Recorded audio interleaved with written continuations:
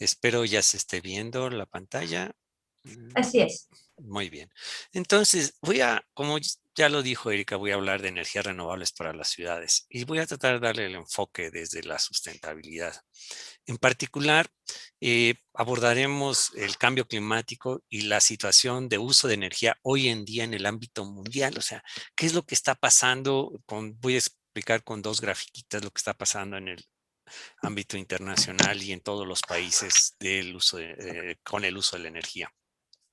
Voy a hablar en particular del concepto de sustentabilidad como yo lo manejo, como una cuestión de sistemas complejos donde es más importante la interacción entre los diferentes elementos del sistema que estamos tratando, en lugar de fijarnos en cada elemento. Las interacciones son lo más importante. Y finalmente, pues discutiremos algunas de las diferentes alternativas para transitar al uso de las fuentes renovables de energía o de las fuentes distribuidas para poder decir que vamos caminando hacia energías sustentables.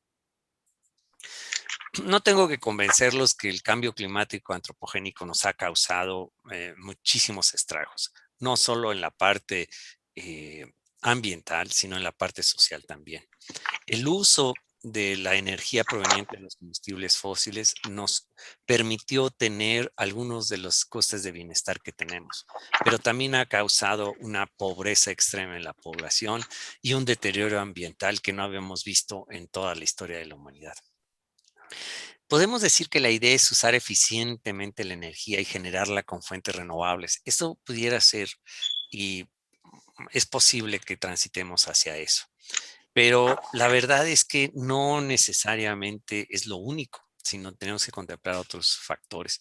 Podemos hacer como en el Instituto de Energías Renovables, donde tenemos una plataforma y podemos generar electricidad, tanto térmica como fotovoltaica, pero no es solamente lo suficiente ver las cuestiones de energías renovables. Vamos a ver cómo estamos usando hoy en día la energía. Esta es una gráfica sencilla donde estoy mostrando los datos de la energía per cápita de diferentes países. Podemos ver la energía de Panamá, de México, de Estados Unidos, de Uruguay, de Reino Unido. Este es solo un ejemplo. Vemos claramente que Estados Unidos consume energía per cápita en una forma mayor del doble de la mayoría de los otros tres países. Esto, esto es realmente algo que debe ser o hay algo que está pasando. Estados Unidos es el país que más energía consume. Consume del orden de 3 veces lo que la población mexicana o la población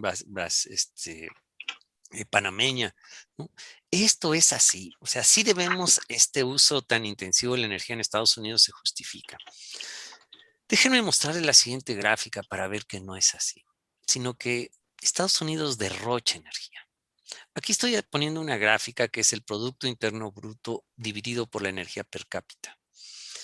Y esto lo que nos está diciendo precisamente es que el indicador económico tradicional, que es el Producto Interno Bruto, nos indica que Estados Unidos precisamente produce muy poca energía, muy poco dinero, muy poca, déjenme llamarlo riqueza, es Producto Interno Bruto, en comparación con los demás países por unidad de energía. Aquí está claramente que Estados Unidos precisamente es el país que tiene el Producto Interno Bruto por unidad de energía menor de cualquiera de los otros. Sorprendentemente, Panamá produce más riqueza con la misma unidad de energía. México no está tan mal. Podemos decir que México está cercano a Gran Bretaña, pero lo que sí es notable es que cuando graficamos solo el Producto Interno Bruto de los países, Gran Bretaña produce más o menos el mismo Producto Interno Bruto que Estados Unidos, pero aquí se ve que hay una diferencia sustancial. Esto lo que quiere decir es de que en Estados Unidos hay un derroche de energía para producir riqueza. Déjenme llamarle así al Producto Interno Bruto. Ustedes seguramente se preguntarán precisamente sobre indicadores de bienestar social y demás. Pero nada más, así de crudo es la situación. Tenemos una sociedad donde precisamente estamos eh, eh, disminuyendo la posibilidad de generar riqueza. Por ejemplo, en Panamá podemos ver que hay un cambio sustancial en el uso de las renovables, fundamentalmente de la fotovoltaica. Esto lo que quiere decir es que países pequeños pueden y están trabajando fuertemente en esto. Pero ¿qué pasa en nuestro país? En México. En México, lamentablemente, la producción de electricidad está basada fundamentalmente en combustible fósil. Aquí vemos claramente que por mucho los combustibles fósiles son los que están generando la electricidad en nuestro país. Sin embargo, vemos cómo la energía fotovoltaica ha crecido en los últimos años. En los últimos años, a pesar de que el gobierno mexicano ha dicho que no va a construir más plantas fotovoltaicas, el sector empresarial está decidido a hacerlo. Pero no solo es el sector empresarial, también las personas individuales han empezado a optar por esta modalidad de producir energía. Y hemos pasado de el 28, teníamos en el 2018, habíamos cumplido con el 28.5% de la electricidad generada con fuentes renovables y para el año 2020 pasamos al 32%. Y este es un esfuerzo independientemente de lo que la política gubernamental en México ha sostenido. Es decir, la población, el sector que no es gubernamental, está trabajando precisamente para instalar estas plantas fotovoltaicas. Por ejemplo, en el año 2020 se instalaron 139,000 megawatts de nueva potencia, ¿no? Es decir, 760,000 megawatts instalados en el mundo y México instaló 139. China y Estados Unidos son los que más están instalando. Esto habla de la pujanza de las fotovoltaicos a nivel internacional que sí están reconociendo que tenemos que evitar las emisiones de gases de efecto invernadero. Quiero comentarles que en el PRODECEN en el año, para el 2030 se hablaba de 8,000 megawatts de instalados en el PRODECEN, el último PRODECEN que hubo, y hoy en día están reportados 5,600. Es decir, parece que sí podemos lograr estas metas a pesar de la política actual. A pesar no quiere decir que no me gustaría que se impulsara. En el ámbito internacional, tenemos suficiente disponibilidad de fuentes de energía para satisfacer la demanda de todos los continentes.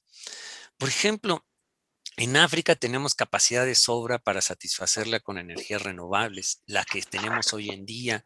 En Norteamérica también y fundamentalmente es solar, aunque no está igualmente distribuida. En Canadá es mucho menos la solar que en Estados Unidos y México. Pero en Canadá tienen otras fuentes que pueden ser alternativas como la hidráulica. En Sudamérica también tienen suficiente disponibilidad del recurso, fundamentalmente hídrico, pero la parte solar también es importante. Entonces puedo decirles que en el mundo podemos satisfacer la energía para el año 2050 considerando un incremento de energía con solamente fuentes renovables. O sea, tecnológicamente se puede.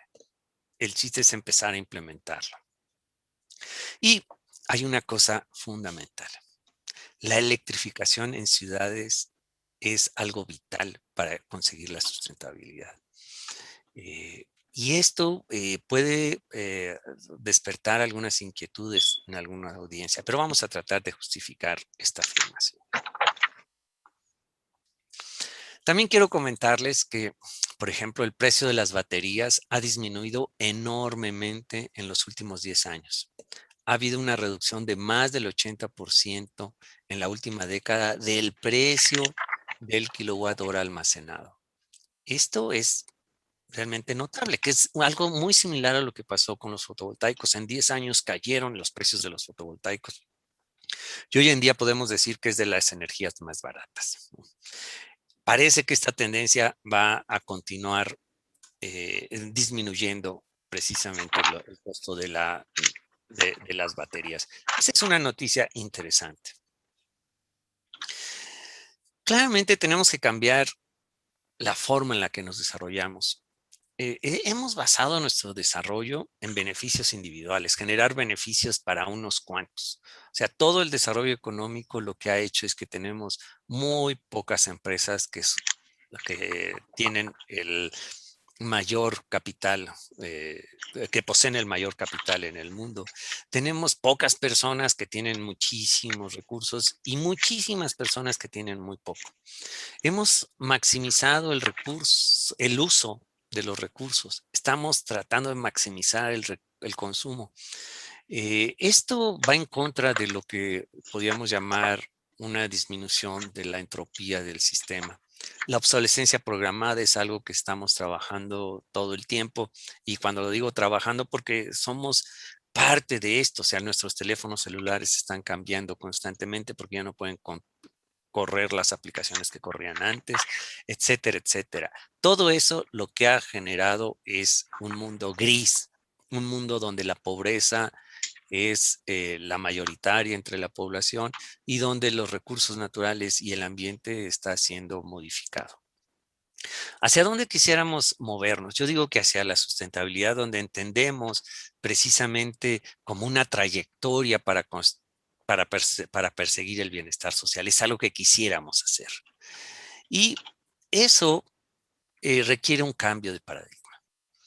La crisis del COVID-19 nos ha mostrado algunas bondades de disminuir el uso de los recursos. Una buena parte de la población durante toda esta crisis, tanto de salud como económica, ha visto una reducción de su consumo, y las cosas están funcionando, y parece ser que es una alternativa siempre y cuando lo hagamos en una manera más organizada y respondiendo a ciertas eh, metas que nos planteemos como sociedad. Déjenme explicarles brevemente qué es lo que yo entiendo por sustentabilidad, ¿no?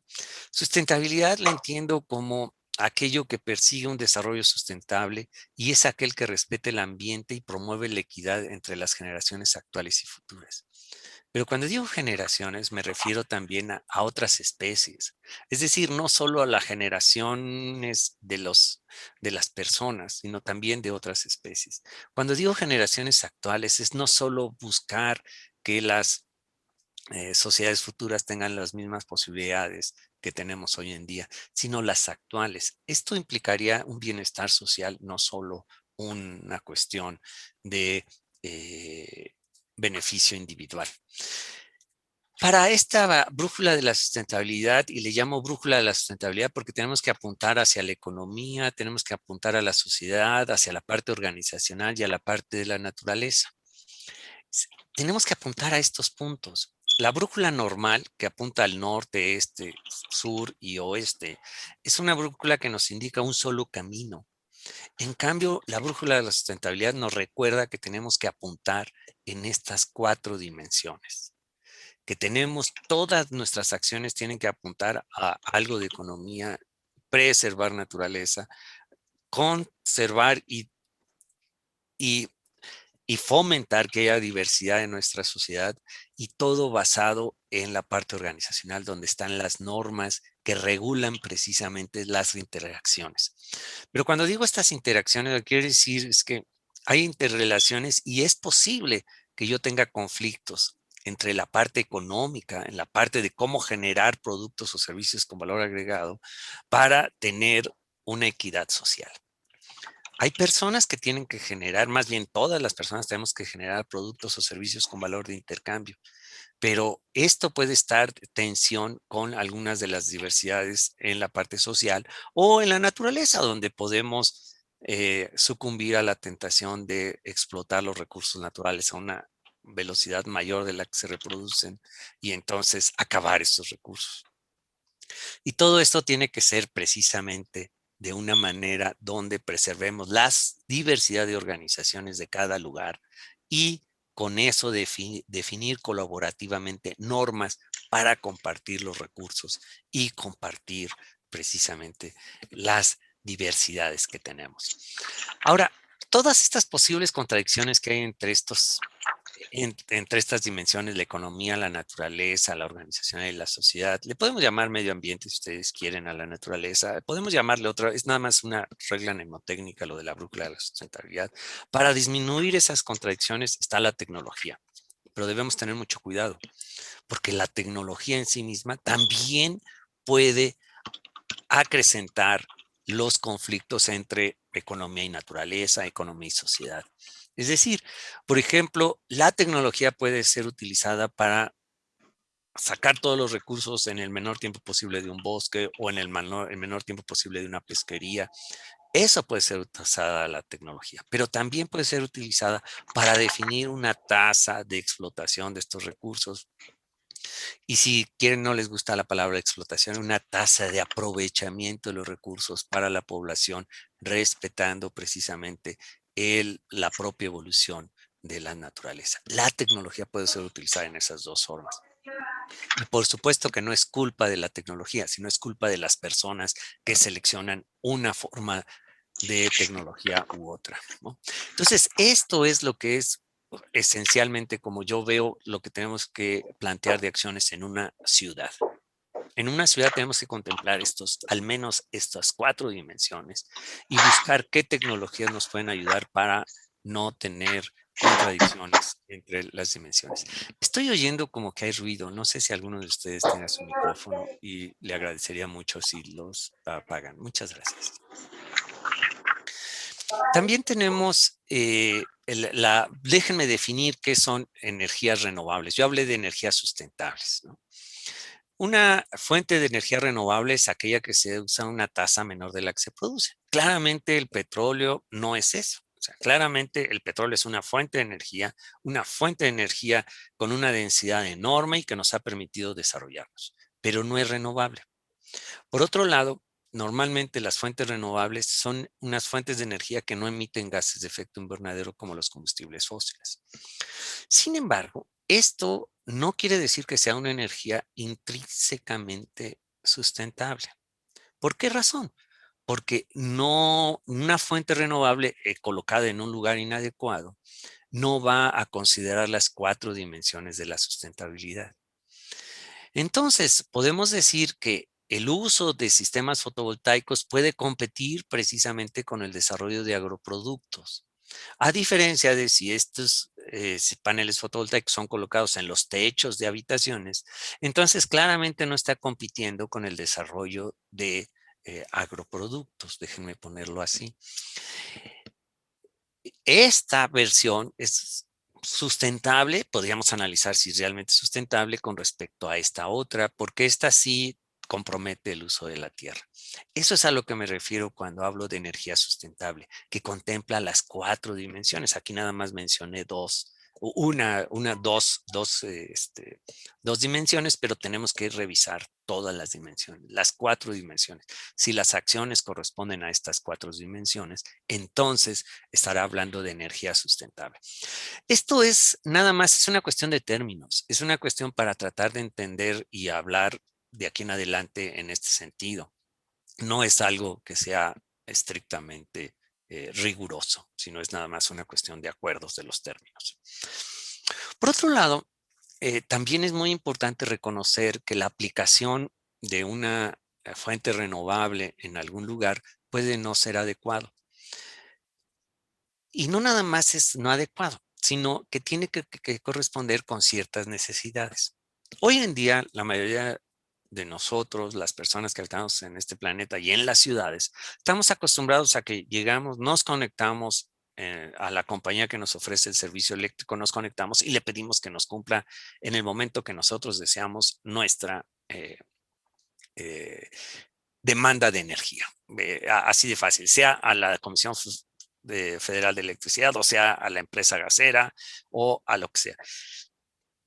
Hablamos para que nos llenen los tanques de gas o nos conectamos a la compañía de luz. Pero esto puede no ser sustentable. Esto puede no ser lo adecuado, sino tenemos que cambiar y a lo mejor mostrar cierta flexibilidad en el uso. Es decir, en el ámbito energético se dice cierta flexibilidad en la demanda. Y esto nos puede ayudar a que podemos tener una diversidad, una flexibilidad en la generación precisamente de energía. Hasta hoy en día se dice que los hidrocarburos, que la hidráulica, la nuclear y las fuentes renovables pueden darnos energía y esto lo podríamos llamar como una flexibilidad en el lado de la generación. Es decir, que tengamos una matriz energética diversa y entonces podemos hablarlo en el lado de la generación. Sin embargo, una de las cosas más importantes en ciudades es la flexibilidad en la demanda. En la demanda, ¿qué quiere decir? que nosotros como demandantes, nosotros las personas que habitamos este planeta, podemos tener flexibilidad en la demanda y adecuarla precisamente a la disponibilidad de energía. Por ejemplo, podemos construir edificaciones que correspondan a un uso eficiente y racional y adecuado de la energía. Es decir, si estamos viviendo en una ciudad con un clima cálido, pues tener precisamente construcciones que permitan la ventilación natural. O si estamos en un lugar donde tenemos fuentes de energía renovables como la solar, pues precisamente poner en los techos de esas habitaciones o en las ventanas eh, dispositivos que aprovechen la radiación del sol, o tener pequeños aerogeneradores que cuando haya viento también generen electricidad. Es decir, podemos tener estas opciones de fuentes distribuidas. O poder tener baterías o generar hidrógeno limpio. Tener flexibilidad en las habitaciones. Hace cientos de años, un ingeniero que construía un palacio tenía que fijarse en que hubiera agua, que hubiera energía, que hubiera formas de satisfacer todas las necesidades de ese palacio. Cuando se construía una ciudad, también tenía la persona que lo construía, tendría que ver todas esas formas, tenía que tener cerca agua, tenía que tener cerca la fuente de alimentos, etcétera, etcétera.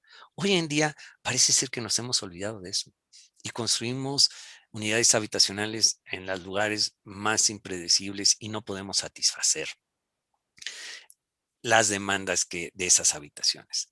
Tenemos que cambiar nuestro patrón de consumo a la variabilidad de las fuentes distribuidas de energía que tengamos en la localidad.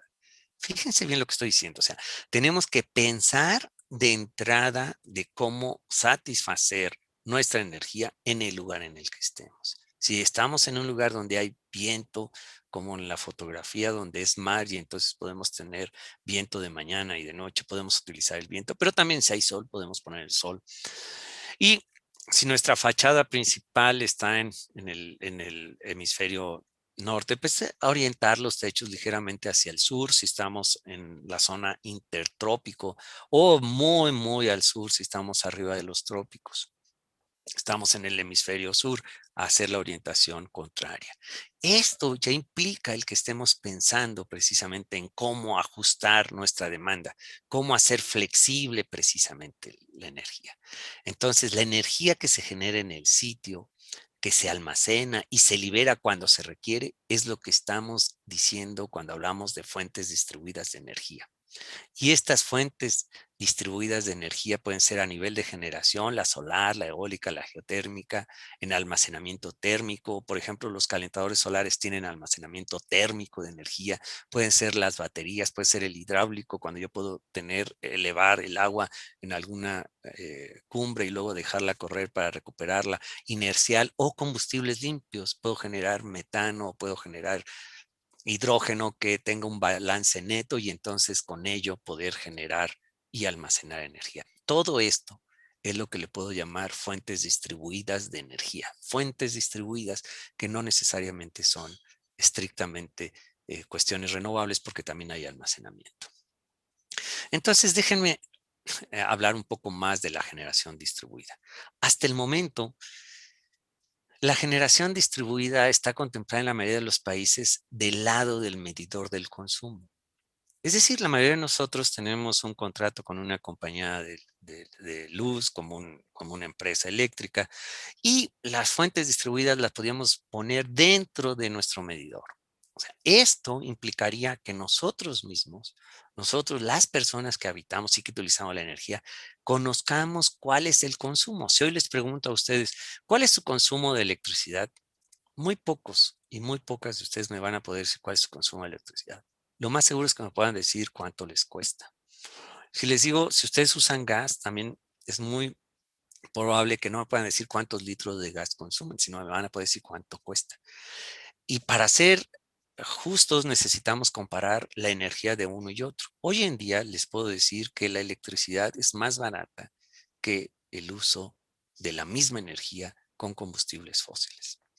También, si está del lado del consumo, la generación, tenemos que generar bajos voltajes que son pequeños y están dentro de las instalaciones del usuario. ¿no?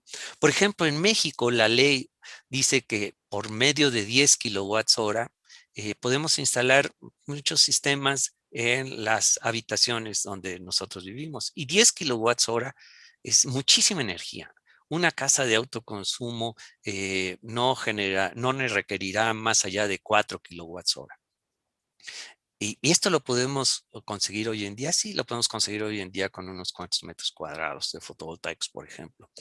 La generación, si voy en negocios un poco más grandes, puedo tener generación entre 10 y 50 kilowatts de generación de potencia con una inspección sencilla, en nuestro caso, de la Comisión Federal de Electricidad y algunos aspectos de seguridad. Por ejemplo, un consultorio dental estaría dentro de este rango. No necesita un consultorio dental más de esto. Y ya algunas instalaciones que puedan requerir 500 kilowatts, entonces ya se quiere una inspección y de la Comisión Federal y algunos elementos mayores de seguridad, pero no se requiere permiso de la CRE. Las empresas privadas para generación de energía requieren el permiso de la CRE y hoy en día requieren transmitir la energía a través de la CFE. Entonces, las fuentes distribuidas de energía son fuentes o cargas conectadas a la red de distribución generalmente de bajo voltaje.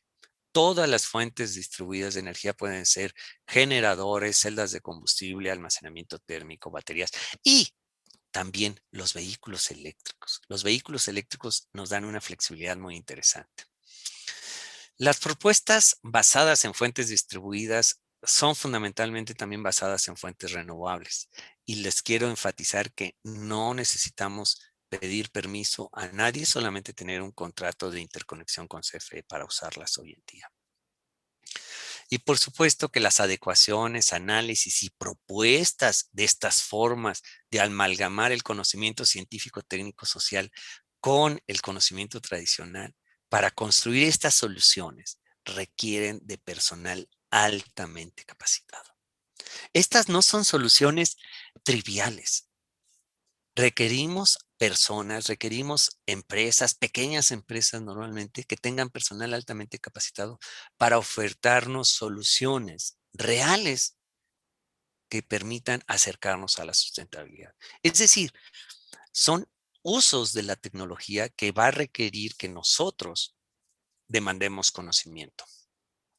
En las ciudades, hay pocas ciudades que tienen ya compromisos de energías renovables, aunque en el mundo hay muchas otras.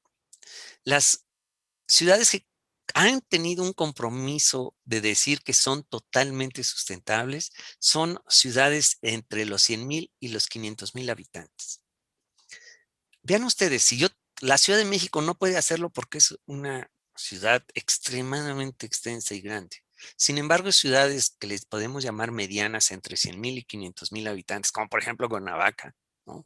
O algunas otras ciudades como Hermosillo, como Morelia, son ciudades que están en este rango, pueden precisamente definir que pueden ser totalmente de fuentes renovables en los próximos años. ¿Y cuáles son estas opciones? Pues es solar fotovoltaica, solar fototérmica, biocombustibles desde los desechos para no competir con la alimentación ni con las cuestiones de conservación del medio ambiente, la biodiversidad, la eólica de baja potencia, la geotérmica de uso directo, los sistemas integrados ya a los edificios y hay algo muy interesante, la convivencia entre lo antiguo, lo moderno, lo tecnológico, lo sencillo.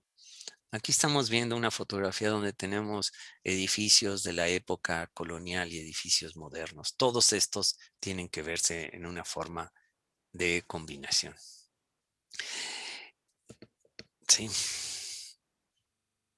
Bueno, es urgente tener el inventario de la disponibilidad de fuentes distribuidas de energía o fuentes renovables en cada ciudad.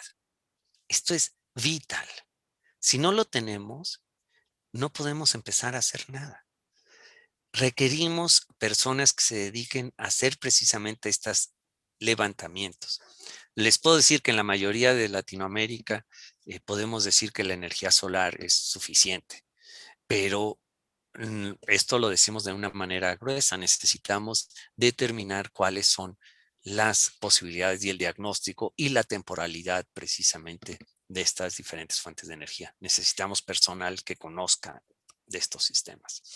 Y para precisamente tener esto del conocimiento, pues necesitamos análisis de estos datos que estamos generando hoy en día de una manera impresionante. Necesitamos edificaciones inteligentes, edificaciones que puedan precisamente contemplar, leer los datos que se están generando todo momento y saber si es el momento de, por ejemplo, prender una lavadora, de prender un refrigerador, que es cuando está viendo sol, y entonces enfriar el ambiente. Todo esto se puede generar, se va a necesitar energía, pero al mismo tiempo que se necesita energía, también lo más probable es de que el consumo total disminuya si se hace de una manera inteligente. Si nosotros logramos hacer que seamos suficientemente flexibles, y como ya les dije, la pandemia nos ha enseñado que sí se puede hacer y que se puede controlar y distribuir nuestra demanda energética. Nosotros lo podemos hacer y estamos en posibilidad de hacerlo. Por supuesto que requerimos innovación, requerimos personal capacitado. Esto de el análisis de datos, podemos hacer algo de innovación con base en desarrollos locales. Las pequeñas empresas son muy importantes. Las grandes empresas lo están haciendo, pero el desarrollo específico para cada lugar va a ser a través de las pequeñas empresas. Necesitamos tener precisamente los datos que nos den de la energía, el clima, la demanda y nosotros tener la flexibilidad para llegar a ello. Si queremos tener esta flexibilidad, las normas que actualmente tenemos son normas extremadamente rígidas en las ciudades y debemos tener normas que contemplen precisamente la generación de este tipo de algoritmos para construir sistemas que sean adaptables, que sean flexibles. Las normas es algo interesante. Tenemos que platicar precisamente con la gente de derechos, la gente del ámbito legal, para ver cómo flexibilizar estas normas, cómo construirlas. Y tenemos que hablar tanto del área de ingeniería como del área legal para hacer que estas normas sean flexibles. En las ciudades, este amalgama deberá ser primordial. Quiero comentarles algo que me da gusto y que en el Instituto de Energías Renovables estamos propiciando mucho. El empleo en las renovables está aumentando muy rápidamente y cada vez hay más empleos en renovables y empleos de alta calidad comparada con lo de los combustibles fósiles. Creo que ya con lo que les he comentado, parece ser que necesitamos personal técnico que sepa adaptar la tecnología al entorno, pero este entorno no es nada más un entorno ambiental, sino es un entorno social. Las personas tienen diferentes costumbres en diferentes lugares. En México comemos a las 2 de la tarde, en otros lugares comen a las 6 de la tarde y tienen un lunch, pequeño lunch a las 12 y en México generalmente no tenemos eso. Estas costumbres tenemos que cambiar las formas de utilizar la tecnología para satisfacer precisamente el comportamiento social. Necesitamos personal capacitado. Y hoy en día, el 32% de de las fuentes de trabajo, la fuente laboral de las personas capacitadas en renovables son mujeres. Tenemos una brecha todavía que cubrir, pero comparados con del orden del menos del 20% en las fuentes de combustibles fósiles, creo que vamos ganando. Es decir, las renovables son una buena alternativa y las mujeres están viendo que ahí tienen un sector para desarrollarse. Precisamente en el Instituto de Energías Renovables tenemos ya hoy en día la mitad de mujeres estudiando ingeniería que de hombres. Eso es algo que nos da mucho gusto poder comentar. A nivel internacional se ha visto que sí se puede llegar a tener una industria que pueda tener cero emisiones para el año 2050. Y aquí la Agencia Internacional de Energías Renovables nos está proponiendo una estrategia. La estrategia es que la industria, precisamente del acero, del cemento, la industria química o petroquímica y la del aluminio, tanto como el transporte, que son los mayores consumidores de energía, tengan algunas estrategias. Pero estas estrategias que se está proponiendo para estos sectores también puede ser aplicado para las ciudades. Por ejemplo, tener sistemas eficientes de energía, buscando la eficiencia de energía. Algunas personas dicen que si buscamos la eficiencia de energía, vamos a utilizar esa energía en otras cosas. Pues sí, pero podemos utilizar esa energía en otras cosas siempre y cuando generen bienestar social. Yo creo que lo estaremos haciendo bien. Si lo estamos utilizando para depredar más el ambiente, entonces lo estaremos haciendo mal. Pero la eficiencia energética es algo que siempre ayuda. El uso de las fuentes renovables de energía. Hoy en día es más barato tener un sistema fotovoltaico en los techos de nuestros domicilios que comprarle a la Comisión Federal de Electricidad y más comprarle a los servicios de las gaseras. El uso directo de la energía solar térmica y de los biocombustibles de desechos también es otra de las alternativas que propone IRENA. Y en nuestros lugares de trabajo, en nuestras industrias lo podemos hacer. Tenemos una gran cantidad de desechos orgánicos que pueden ser eh, convertidos en productos de alto valor agregado y como un subproducto, cuestiones energéticas de combustibles. La electrificación. Déjenme insistir en esto. En la antigüedad, y lo voy a retomar al rato, en la antigüedad el mayor logro de la humanidad fue controlar el fuego. Creo que estarán conmigo de acuerdo en que ese fuego nos ha provisto de energía durante los últimos miles de años. Y los combustibles fósiles, a través del fuego, a través de su quema, nos han dado la energía suficiente para tener un estilo de vida de desperdicio, déjenme ponerlo así.